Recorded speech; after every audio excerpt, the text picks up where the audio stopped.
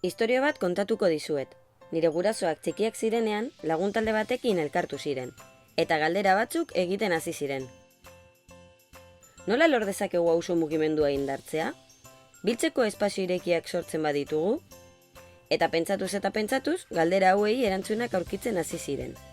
Auzo elkarteen laguntzarekin, aisialdia asetzeko lehenengo erakundeak sortu ziren, Barakaldoko auzo ezberdinetan, Rontegin, Gurutzetan, Bagatzan. Erakunde hauek Kataluniako ludoteka eta aztitaldeko eredua jarraitzen zituzten.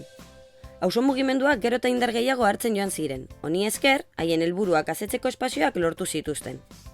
Erakundeek gero eta eskaera handiagoa zuten, beraz, bolondresak kalitatezko aisialdian eta eskidetzan oinarritutako ikastaroak jaso zituzten aisialdi eskoletan.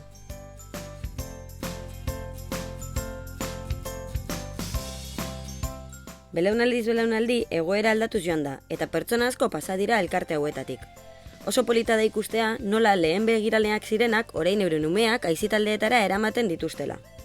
40 urte hauetan aldatze prozesuak motelak izan dira, baina egin diren aurrera pausuak oso nabarmenak eta ezinbestekoak izan dira hainbat arlo garatzeko. Bilakaera handia egon dela pentsatzen dugu. Batez ere begirale taldeetan, lan metodologietan, pertsonen garapenean, eta honen ondorioz, aisialdian landu eta transmititu behar diren balioetan. Hainbat zailtasun gainditu dira, baina talde indarrari esker eta bolondresek egindako hausnarketak eta lanari esker, aisialdiak aurrera egin du. Elkarte ezberdinekin, aisitaldeak, auzokideak, udalak, egindako elkarlana eta hauen partaideen gogoak ezinbestekoak izan dira aurrera egiteko.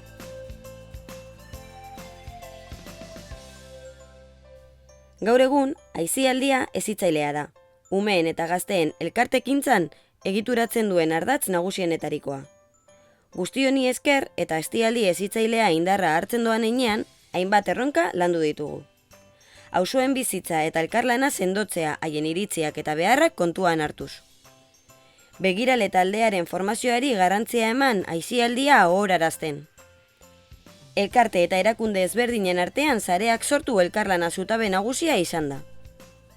Barakaldoko auzoetan errealitate ezberdinak daudela kontuan izan da, interkulturalitatea eta aniztasunarekin hasi. Euskara eta Euskal Herriko kultura sustatu eta gure hizkuntza garatu, landu eta transmititzeko gune apartak sortu. Aurrera pausuak ematen jarraitu behar dugu. Aisialdirako heziketa ez formaltzat jotzen den eremu hau guztiz beharrezkoa delako. Bai umeei, bai gazteei, jendarte honetan hasten laguntzeko eta helduaroan sartzeko momentua heltzerakoan haien sostengua bihurtuz.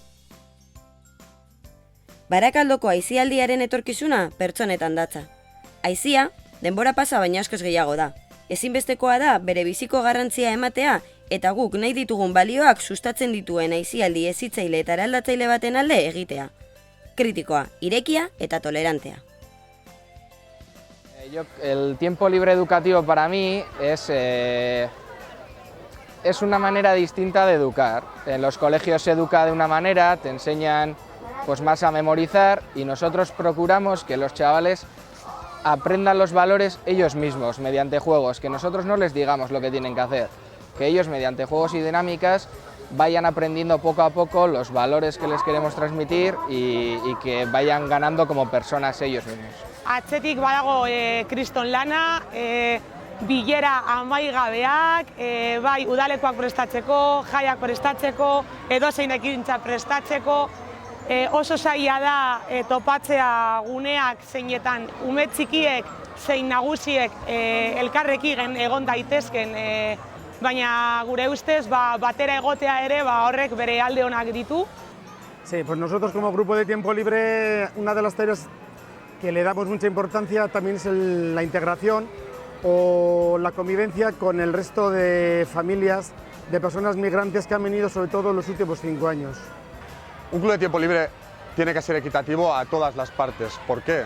Porque al final lo que tú quieres representar es que todos tenemos las mismas oportunidades para poder hacer de todo. Y me encanta el tiempo libre porque creo que es el momento ideal para crear ciudadanos y para educarles.